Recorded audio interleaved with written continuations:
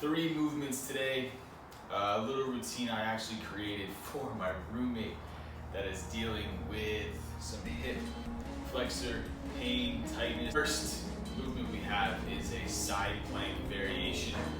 We're trying to really attack the abducting muscles where that leg is being driven out away from the midline of your body. So you can see I get into a pretty standard side plank where my knees are down, so it's a little shorter of a lever. Then what we're gonna do is elevate this top thigh, keeping the leg bent. You're gonna feel this underside have to do some work in those hip abduction muscles. One way that you can advance this is to straighten this top leg. Elevate and hold just like that.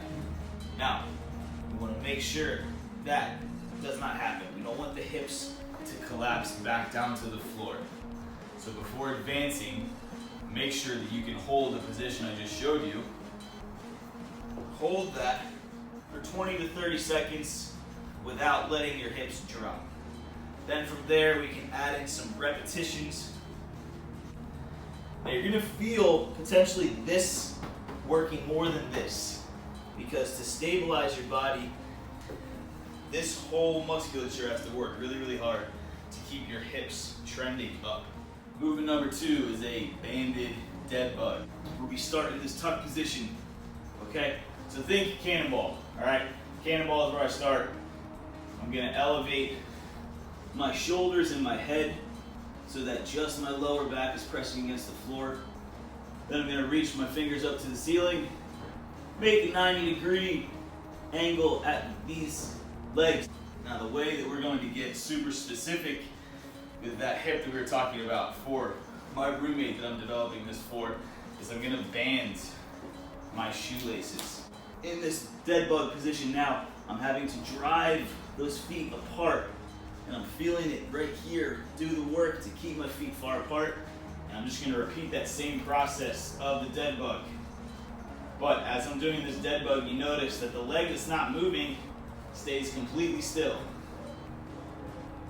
And it's incorrect if you see this leg start to come to my shoulder like a running man type of march. And same exact position as that banded dead bug, but now I have an object to squeeze between my thighs and create more tension in that hip internal rotation. So from here, you're gonna see that I'm gonna pretty much have the same exact position as a dead bug. But now, what I'm gonna be doing is contracting one leg out, squeeze, hold, bring it back. You can see in that foam roller drill, we're just using the foam roller to create more tension between our legs to then drive that internal rotation action that you feel in the hip. Now, one test that you can do is to get to this half kneeling position, face the camera, and my goal is to use this hip to pivot.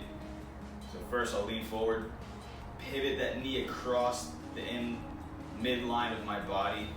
If you feel a little pinch in your hip, which most of us will, that just cues you to maybe start to work on more of your hip internal rotation. To be honest, most of you need more hip internal rotation work. If you're an athlete, if you sit all day, it's just a pattern that we are not used to strengthening or even being shown how to. So try these 3 drills out. I bet they'll do you some good and they'll make your hips just feel a lot better as well.